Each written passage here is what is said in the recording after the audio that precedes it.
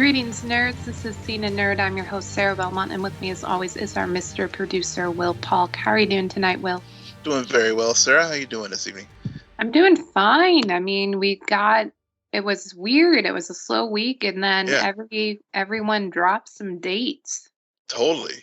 Lots of dates are dropped the last 24 hours or so. It's whenever you think things are kind of slow, and typically this time of year you have the upfronts for all the networks, and they've gone to virtual releases and announcements, and yeah, we got quite a bit so this week.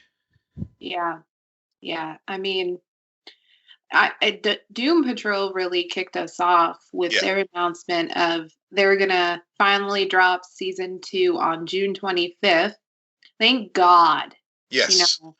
We have lost so many summer shows between Krypton and I'm blanking on a few others, but Yeah.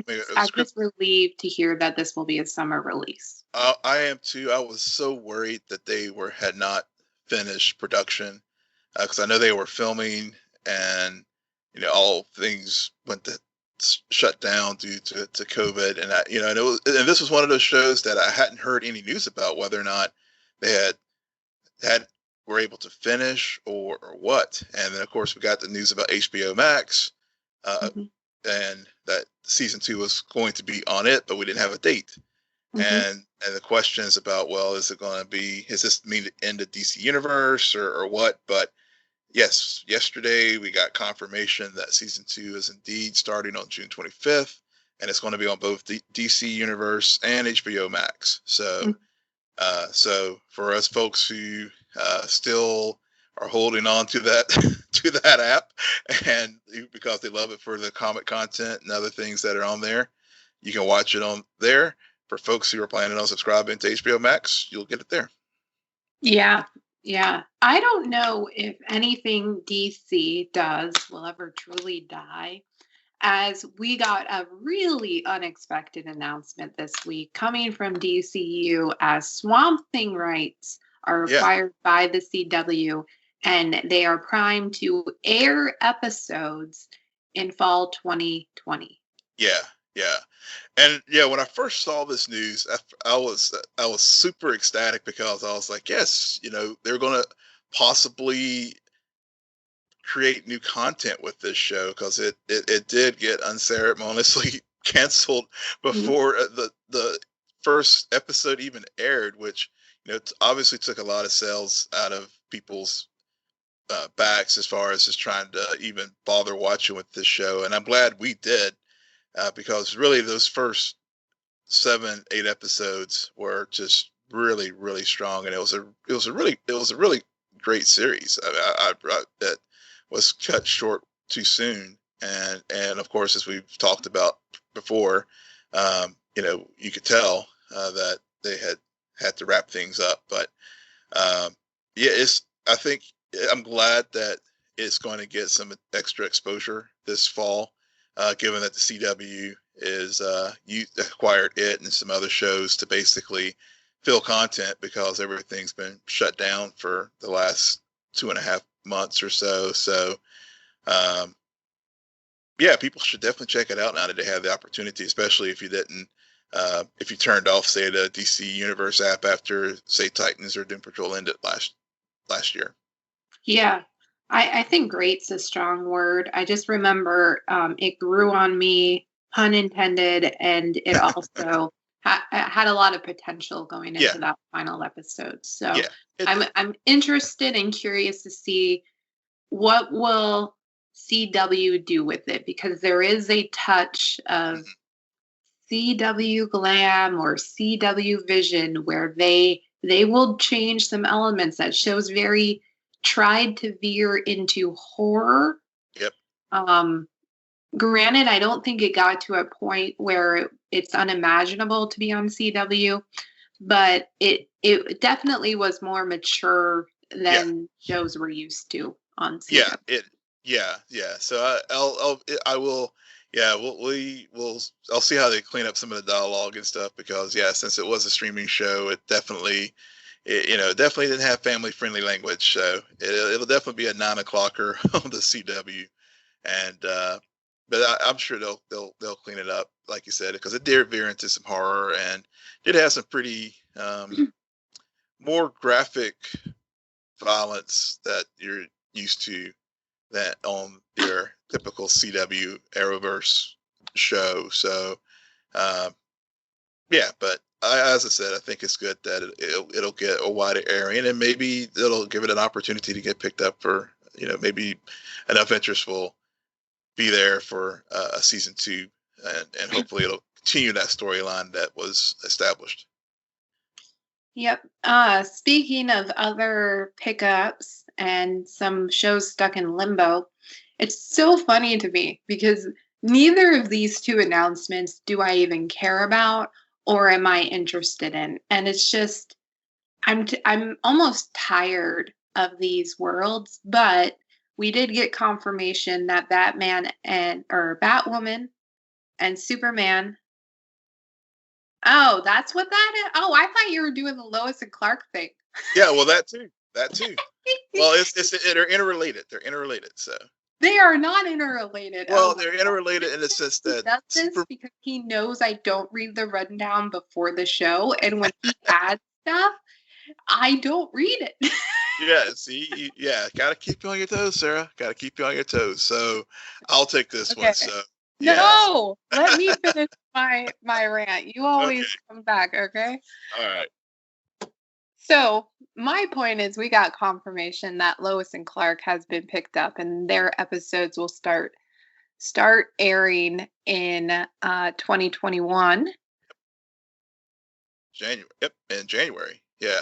January 2021. Yep. And then Green Arrow and Canaries still remain in limbo, but all signs point into that show to air in 2021 as well. I don't think so. I mean, if they do, it would definitely be like a mid-season pickup or late season, or maybe depends on how they end up structuring the fall season. So part of the announcement today is Superman and Lois being picked up we knew it was going to air, but the first 13 episodes are going to start airing in January when all of the shows for the CW will return.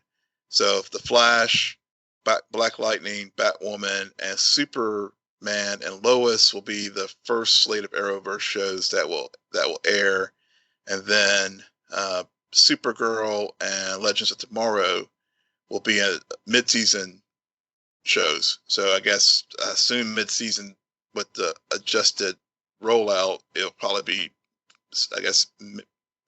late spring, early summer rollouts of those shows. And then, we don't know the number of shows that are if it's going to continue to be a 20 plus season order, or is it going to be less? I mean, we know Superman. Yeah, we know Superman for certain is only going to be 13 episodes. But the others, will most likely get adjusted, I would think, especially if they try to get things resynced back up to October rollout for. Yeah, you have to. Yeah, I think that's what happened with the writer's strike over a decade ago, is that a lot of those seasons were shortened, and then to get everything on track, you kind of have to just suck it up and deal with it and be like, okay, so this is the new schedule and this is how we're going to fix it.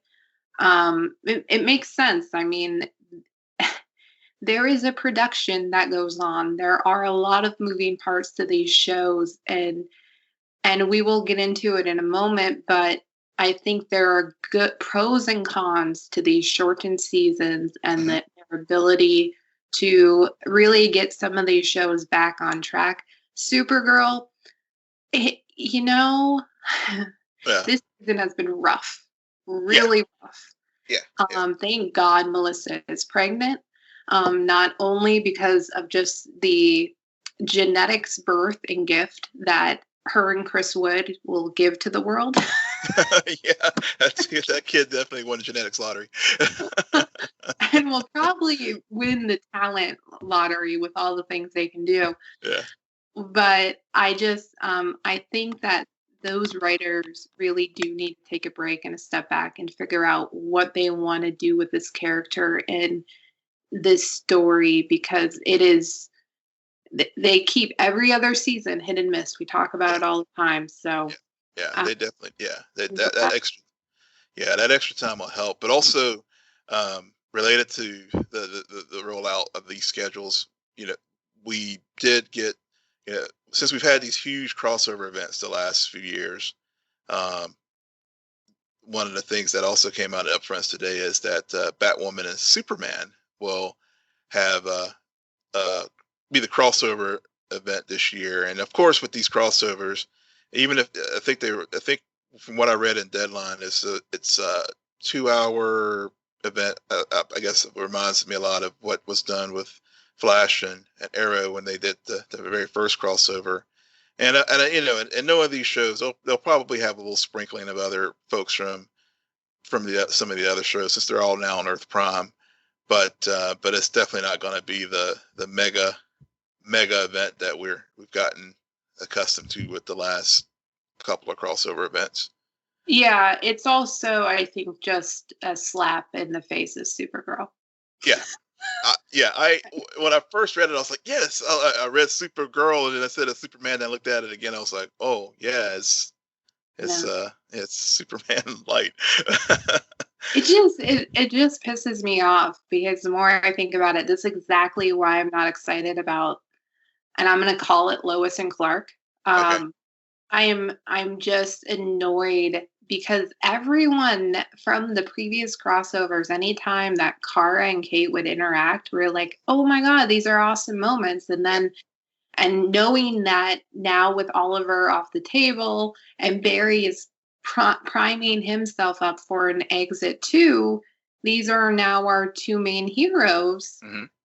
Yet, and I also understand Melissa's pregnant. She's going to be on maternity leave, the scheduling and all of that.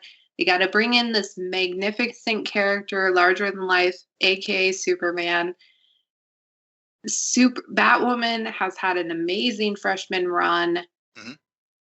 but it just, we're always going to wonder how that crossover would have been different. Yeah, would have worked differently had timing just been on Kara's side.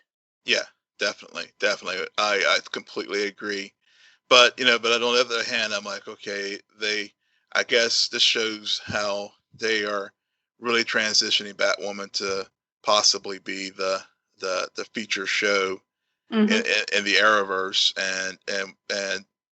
and basically use that character to help establish a character who's been around. I mean, it's not like this version of Superman hasn't been around with us, but now they're anchoring, they're headlining their own show, so to make us care. I mean, basically, we have to. There has to be something that makes them that character. All the renditions that we've seen and all the comparisons with Kate and Kara, that was easy. Well, it's not that they're having a Batman TV show, it's that it's Batwoman and this is Kate Kane. Mm-hmm. It's not that we're having a Clark Kent. Oh wait, we are. TV show. This is Kara. This is Supergirl story. So I think it makes sense. I get it. I don't like it. Yeah.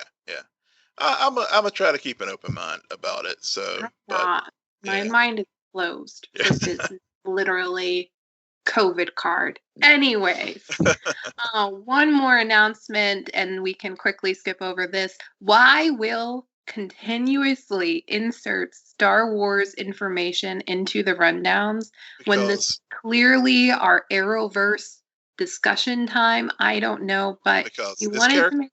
because this. Go ahead. No, go ahead. No, I there is a tie, and when you share it, people will understand it. I don't understand it, and so I'm very curious how he's going to make this work. And I almost dare him to try to figure out a segue from this topic into the actual discussion of any of the shows. But it has been confirmed that Katie Sackhoff joins The Mandalorian season 2 because, she was in Star Wars Clone Wars character Bo-Katan in Milan. Seriously, Sarah? A warrior. I'm just going to say that. A Mandalorian warrior, not just a warrior, but a Mandalorian warrior. Who I haven't watched Star Wars Clone Wars. I'll freely admit, but there was a tie-in from what I gather from all the fans out there with the dark saber that we saw at the end of Mandalorian season 1. The storyline with Katie's character is tied to that the dark saber. So they're bringing the comic action universe to the live action universe, and I threw this as a bone to you, Sarah, because I know how much you really like Katie Sackhoff and your Battlestar Galactica connection, and she is connected to the Arrowverse because she was in the Flash. So that's why it still is in the rundown. I didn't take it out. So speaking of the Flash aired their finale this week. Yep, they did. It is their finale, right? It was their finale. I can't keep up. This felt like an epilogue. This was an epilogue finale. It was a let's wrap this up, reset the table for next season. I do applaud them for the big risk of leaving Iris in the Mirrorverse. A silver lining, if you may, for having a shortened season unexpectedly is they had to cut it off there. And so we still don't know how or what it'll take to get her out. They also did a good job about having Eva miraculously, and I'm sorry, Will, I'm going to have a lot of questions for you. I was thinking about this last night. I was all prepared, and then you canceled on me. But did I miss something? How is it that she suddenly is no longer tied to the Mirrorverse? So that was the utilization of Bloodworks. Why Mirror Sing. Got it. Okay. Yeah. Okay. So that was the thing that stabilized her, that she could cross the threshold. Okay. Got it. Yeah. I as soon as I wrote down that question, a few scenes later, I thought about that, but I still wanted to pose it because this is the thing about this season. A lot of stuff has happened. A lot of stuff. And which makes me lose track and get bored easily and not really pick up on those finer details about when people are suddenly stabilized.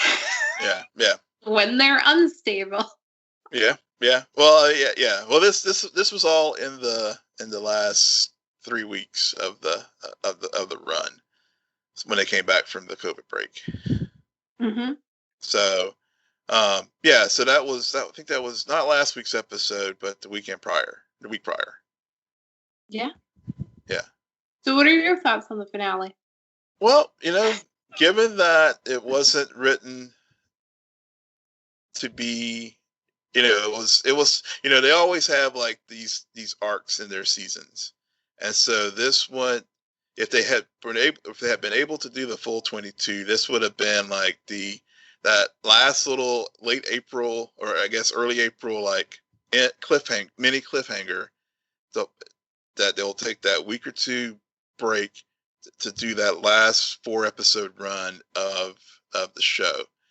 And so how they had to handle the situation. I'm glad that this episode was the finale for this season versus last week, because last week's episode, it just really just kind of meandering, didn't carry forward the story some, but it was just like, we talked about, it was, it was a lot of Oprah moments, and just really would have been very, very, if they had ended on that note and we don't see anything again until January.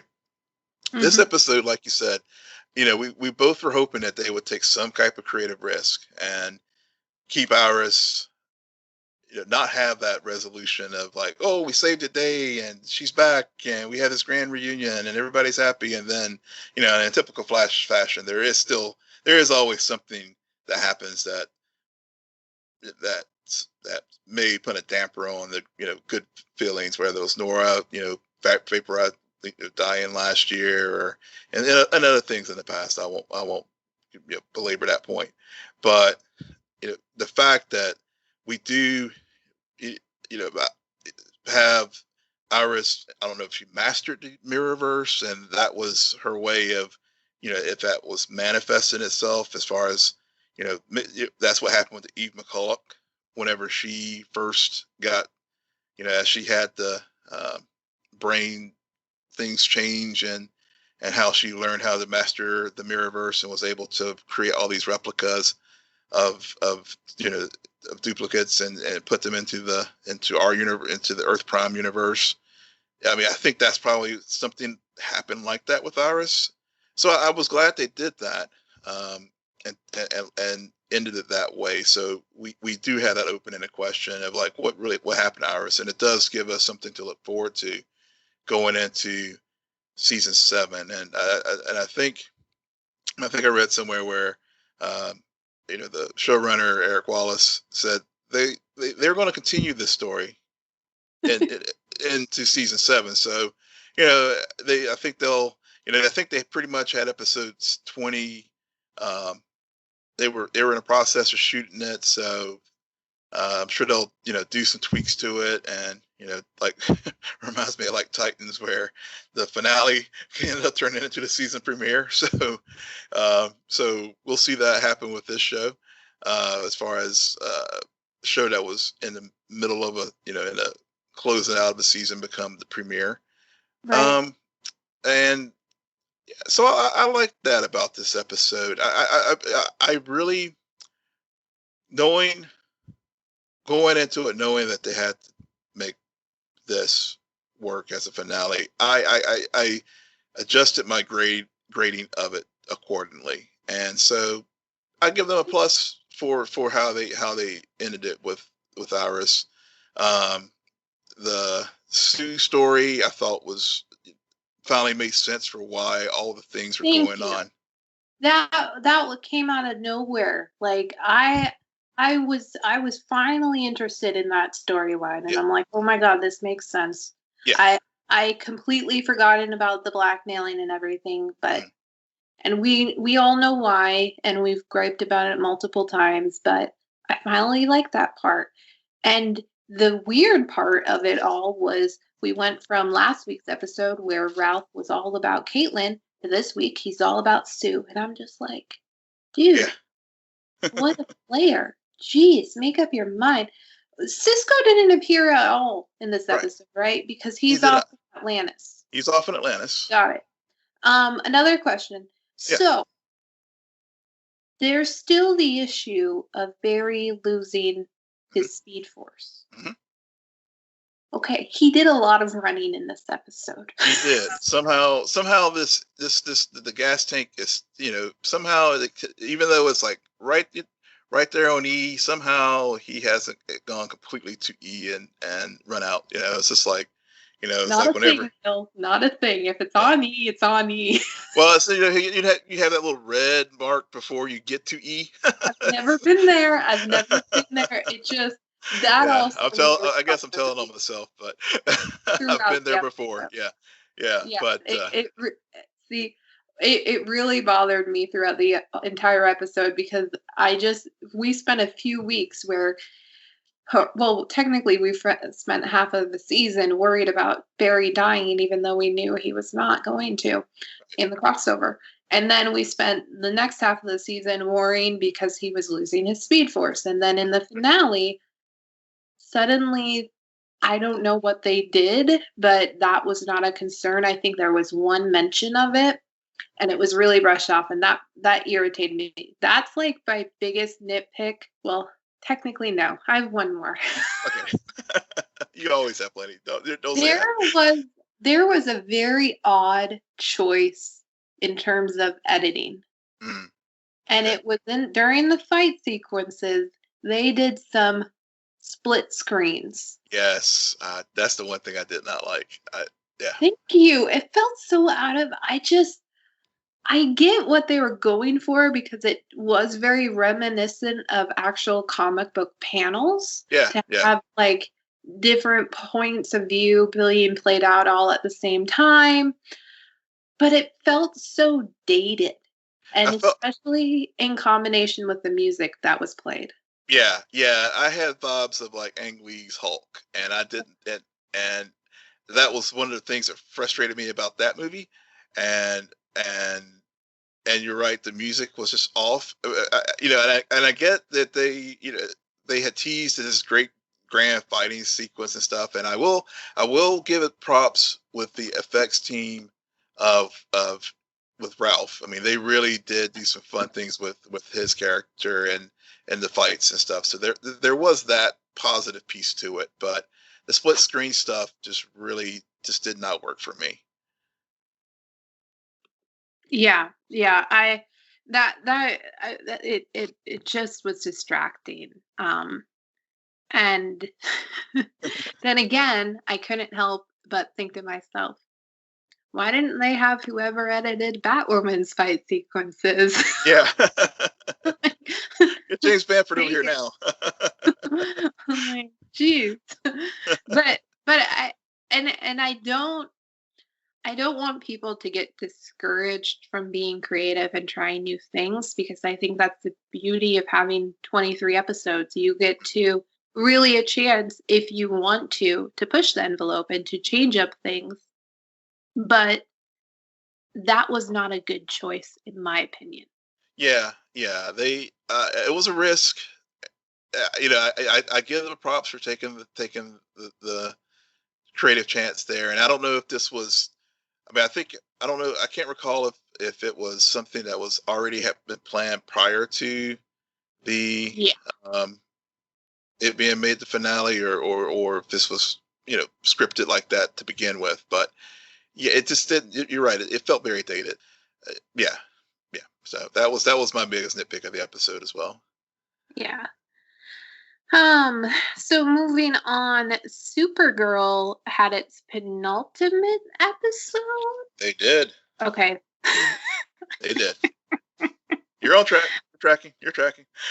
So there's one scene that I really want to talk about first. Okay. And it's the scene with Lex and Lena. Okay, good. That's one of Yeah. And I think we're gonna have very similar points that we want to hit on this, because going into that scene, it felt very like, yep, okay, so this is what's going to get Lena back on Kara's side. I get it. She finally sees the light.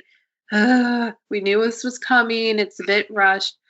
But what really made it stand out was John freaking Cryer. Yeah. Who raises his voice to a point where Lex Luthor is a very good manipulator. He's very calculated. So there is a fear of him with deception, but I've never viewed that character as someone to be really afraid of because of maybe some physical action or something else. In that moment when he yells at her, I was scared. Yeah, me too. They both John and Katie McGrath sold that scene completely believable, and I mean that's really the first. I think honestly, that's probably the first time I've actually had an emotional response or reaction to something that's happened on Supergirl. In a while. Yeah, in a while. It's been a while. Yeah, where I actually cared and got me because I mean, I'll just be honest. I mean, I was kind of as this episode was progressing, I was kind of not fully engaged with it, and then that scene happened, and I'm like, all right, yeah.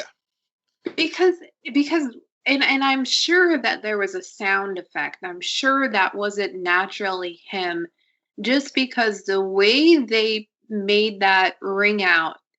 And this is the thing about Lex Luthor. He wants God-like abilities. He wants to be Superman. He wants to be that hero. And the way his voice raised, it was so thundering. Yeah. That you felt that, and you felt that rage, and you felt that you shall obey, and everything. And I just, it was such a beautiful moment as well as terrifying, that, I mean, that just, as to your point, saved the episode. Because let's talk about some of Sarah's other points. Let's do that. I have a great rundown. Yeah, but let's get to the other things. But there were some other things happening. So at one point during it, I wrote, anyone get a D-level version of Indiana Jones from this episode? That's generous. I know. Probably more like a negative D or E. Yeah. What else? I've heard something else on here where I was just, oh yeah, the DEO is destroyed. And now suddenly I feel like I'm watching Power Rangers. Because then in all of the classic Power Ranger episodes, their main point of contact where Zordon was always got destroyed. Yeah. There were some very big episodes where it always was like, well, now what do we do? What about Zordon? And Yeah. Next episode, it's all perfectly fine. Yeah. It's like the Enterprise in Star Trek. It just gets blown up, and then they got a new one in the next one. Yeah. Yeah, but the other 90% of this episode was crap. Well, here, and this gets to what we've talked about and why we bailed on the show earlier in our season of reviewing Arrowverse shows. This show is so schizophrenic. It doesn't know what it wants to be. Is it focusing on Leviathan, or is it focusing on Lex? And if you're, because they're trying to interweave these things together, and also the whole VR stuff. I mean, and how technology is supposed to, the dangers of overexposure to technology, and I'm like, there's all these disparate parts, but no overarching thread that, as you said earlier tonight, they need a break to figure out how to do a through line throughout the season. Because even, I mean, to go back to the Flash, yes, we had Crisis as the overarching thing, but they, to their credit, one of the things they did well this season was integrating 6A villain Bloodwork back into 6B and carry things forward with the true villain in 6B, which was Eve. This, I'm like, okay, I don't know. You get Mitch Pileggi's character back. I can't remember he and Brainy were having their interactions, and then Sean Astin just randomly appears, and I'm just like, oh, Sean Astin's here. Correct me, we've never seen him before, right? I don't think so. That's just it. I was like, oh, this is a nice little guest run. I mean, Sean, did he need a paycheck this week or what? I mean, but it just seems like a lot of stuff all over the place. And I know I sound like that as I'm analyzing and critiquing it, but that's just how this show has been this season. Except for the only constant has been Lex and Kara and Lena's,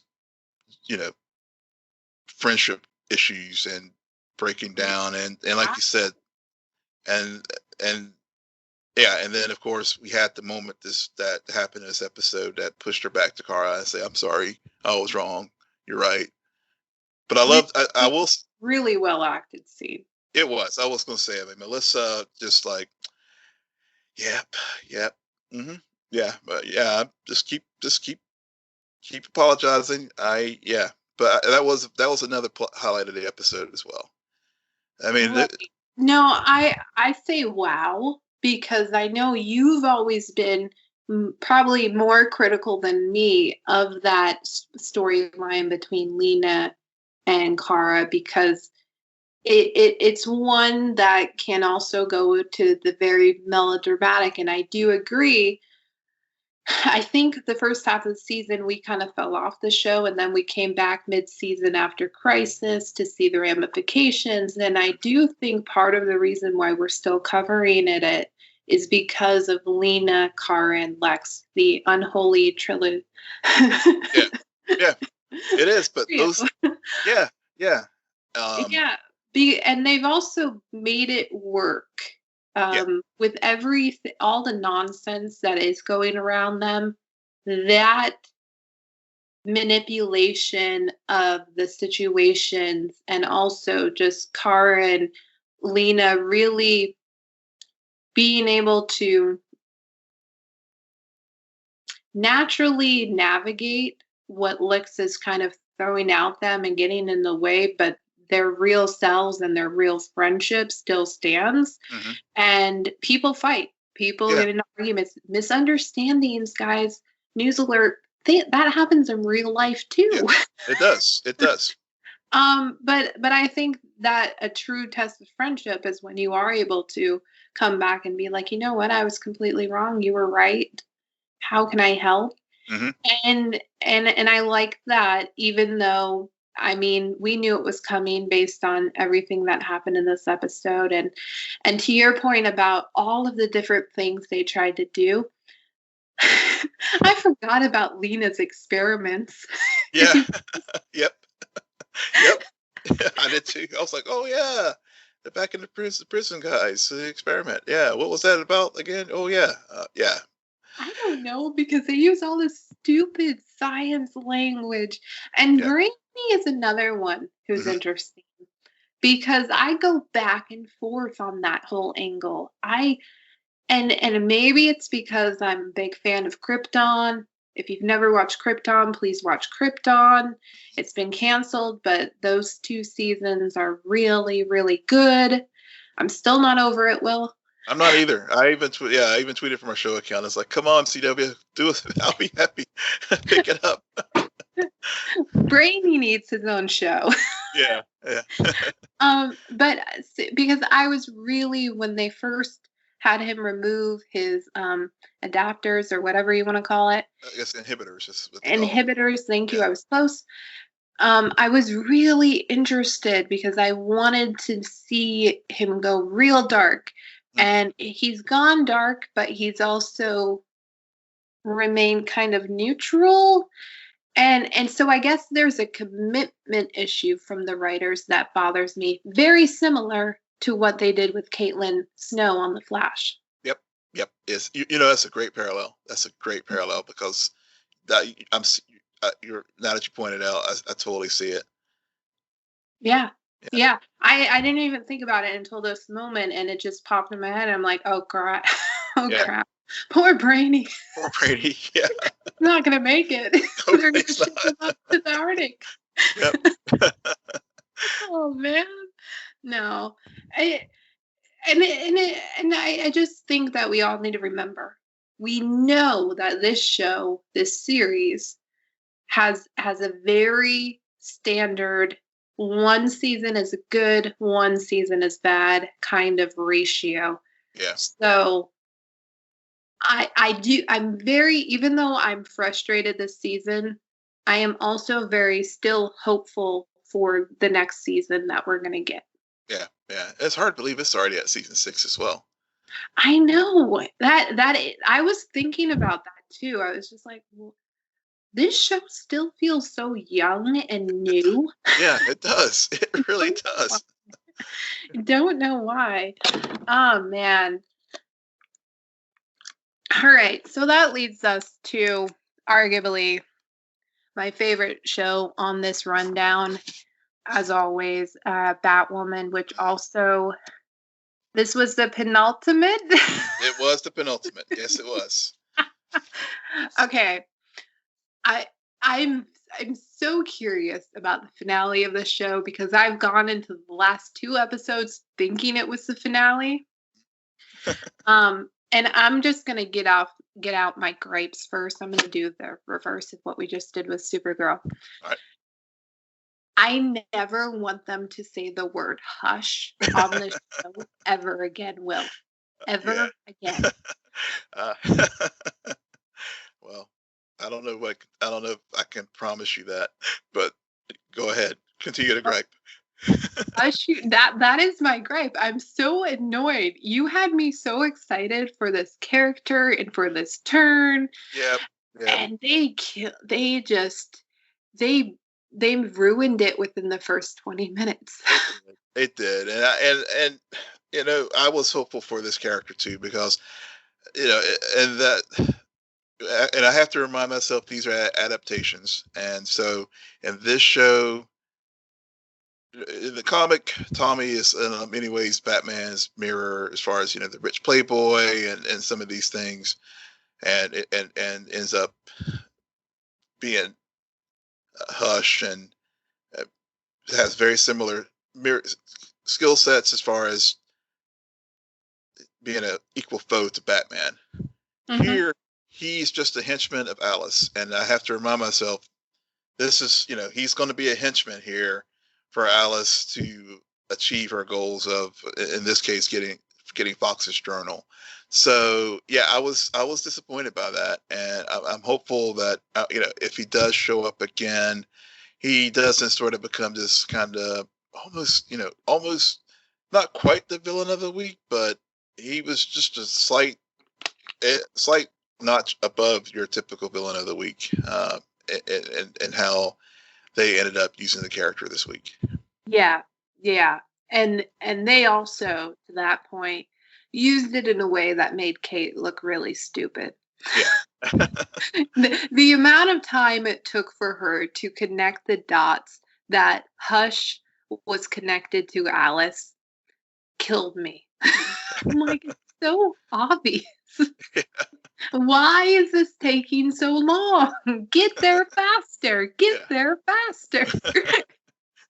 But the good thing though, overall, that was my biggest issue with the episode is anytime they said the word hush, anytime they made the investigation of who Hush was and where he came from look like our heroes were really stupid. But that was probably maybe 25%, and the rest of the episode, really good. I mean, to your point about Supergirl, we suddenly find ourselves back with Parker Torres from a few episodes ago. Yeah. And I was not distracted. I was not mad at it. It didn't feel out of place. Nope. I liked that it kind of allowed some levity with her and Mary both in the Batcave together. Mm-hmm. We all know I love Mary. So I like her. Mary's grown on me over the course of the season. I will admit she has. And to your point, that jealousy, like, for real, you didn't tell me all this time, and yet you told a teenager. Yeah, that was beautiful. I love that. That was just a great moment, and so in tune with the tone of this show this season, and why when they do have those comedic beats, they land most of the time. Right, and it also, I mean, it's funny because it's true that the reason why Mary's still a key character to have is because while Kate and Alice have their strained relationship as sisters, there's also the stepsister dynamic between Kate and Mary. And so there is this, which was another thing that was really interesting about this episode was, I don't know why, and please don't make fun of me, Will, but I don't know why it didn't dawn on me, but I thought it was kind of brand new information that Luke, Kate, Julie all knew each other as children. Yeah. They've literally grown up together. Yeah. The Bat family. Yep. For some reason, did not connect the dots until this episode. It's okay. There's a lot going on. You had a lot going on. It's okay. It just, there was something, I guess, about the way they introduced all of the characters at the start of the season where it kind of felt like The Flash, where they were just thrown together, and Arrow did that too, but No, these characters, because of their relationships between their parents, between their cousins, um, they have a lot of history, and I liked how, again, not mad at it, makes sense, worked well, because there was some really good moments between Kate, Julie, and Luke. Mhm. And I don't know your thoughts on this, but I really like that combination, and I like how this show continues to throw out combos of all of these characters that allows it each episode to remain fresh Yeah. and also interesting. Yeah, I did like that dynamic, and Luke's reaction to Kate as far as with being careless with the journal. I mean, Mm-hmm. you've gone to all this length to get this thing, and then you let your guard down, and and and it's basically let it slip out, and especially given that they all know that the stakes of it getting into the wrong hands, which it ultimately did. So I liked that that there's that tension between, and like you said, like with Supergirl and Kara and Lena. I do like there's conflict among the characters, and it can be done in a non melodramatic way. I mean, I thought it was realistically handled with Luke's reaction and when he blew up at Kate Yeah, about that. I like that Luke kind of spearheaded the angst, if you will, Mhm. of all of the fallout of decisions made in the previous episode. Yeah. Because Kate screws up. Julie also is revealed to have keeping secrets. Hmm. And it's really Luke who's looking at them and being like, WTF, guys, my dad died for this book. Yeah. What? And you're just throwing it out the window and you have all these plans. With Julie, they're really quick to make that mystery from last week Yeah. resolved. Yeah. Well, so Actually, it's sort of resolved. it's sort of resolved. Yeah. We learn that she was doing it because she made a deal. Yep. A deal with Sapphire something. Sahil. Yeah. Sophia Sahil, and who.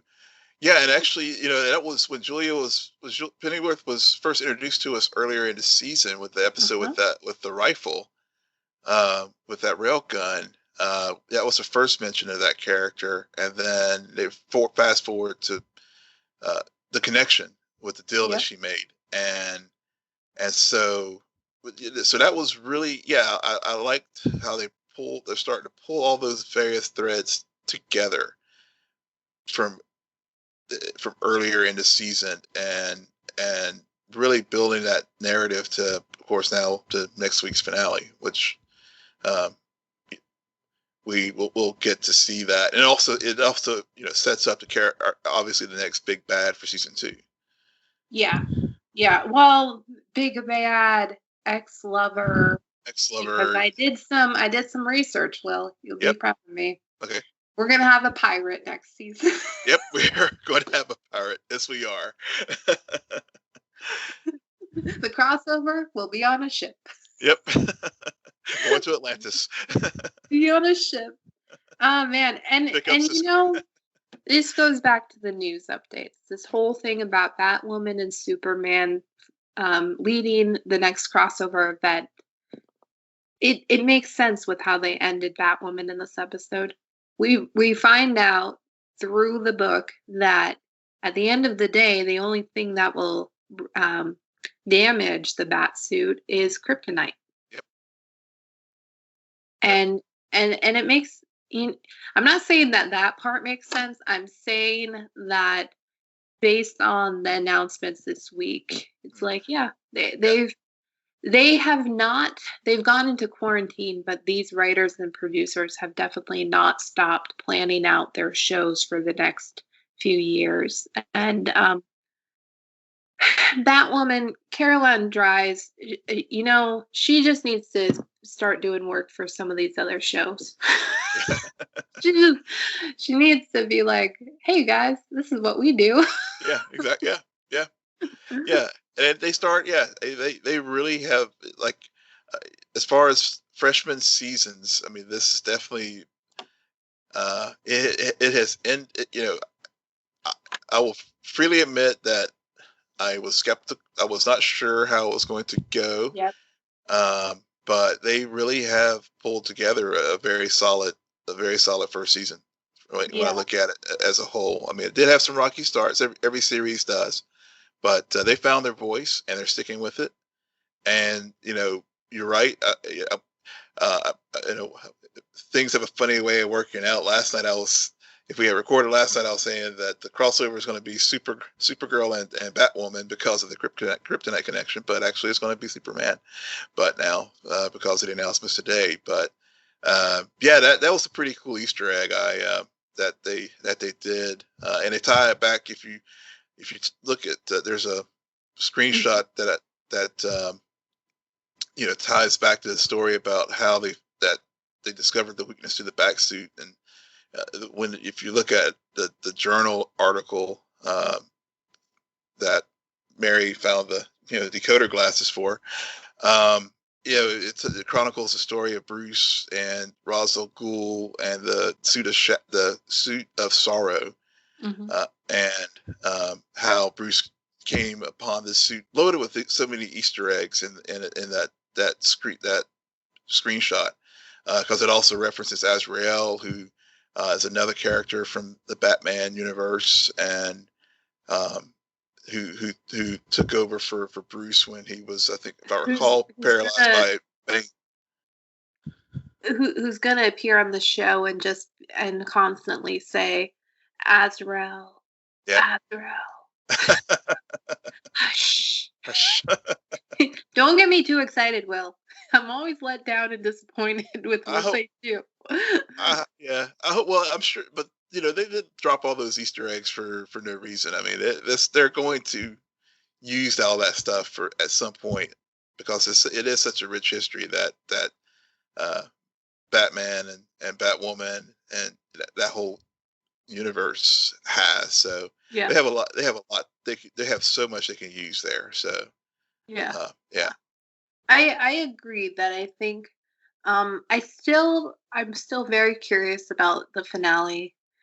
Not just so that I can finally say this is a finale, but also because part of the reason why season 1 The Flash is the current best season of any Arrowverse show. And yes, I'm an Arrow fan, but I still think that season impacted me and I had an emotional response to it in a way I've never had before. Yeah. Especially the finale. Mm-hmm. Without the finale, I don't think I would be saying that, but that season 1 finale of The Flash is a near perfect episode of television. Yep, it is. Now, Batwoman, they've been consistent. They've been good. I've been really entertained. I don't know if they're going to still be able to hit me in that way where I'm like, this is a near perfect episode of TV. I'm also not going to be mad if it doesn't work, because overall, I've really liked the story. I've really liked the journey. Yeah. Given that I hear you, and again, like I said with The Flash, given that I'm having to adjust my grading, because again, this episode was not the episode that's airing next week was not intended to be the finale, but like you said, I mean, if they hit those right marks, then it will work well as a finale for this season, and I don't think it's gonna approach season 1 level finale of The Flash, but I do think it will, if they carry forward what they did this week into next, then I will be very satisfied with how season 1 ends. Yeah, I agree, and I think it might approach it. I don't think it will surpass it. Yeah. But my final point is that I think this is the only show that actually capitalized on all of the crossover fallout. Hmm. So I think that from what I've seen these last few weeks, it's also capitalizing on having a shorter season and being able to really effectively hit the landing. Because I will tell you, these past few episodes, I'm like, this is penultimate. Is this a finale? And I really like those episodes, but the longer that goes on, the more it gets tired and worn out. So I'm fine if it ends short. Yeah. All right. On that note, Will, where can our listeners find you? Yes, you can find me at Will and Polk. That's WILLMPOLK. And you can find me at SJ Belmont, SJBELMONT. Please follow our crew on Twitter at CNN Nerd. Friend us on Facebook, also on Instagram. But most importantly, rate, subscribe, and comment on Apple Podcasts, Spotify, YouTube, Stitcher, and wherever you get your podcasts. Good night, Geek Out. You're welcome.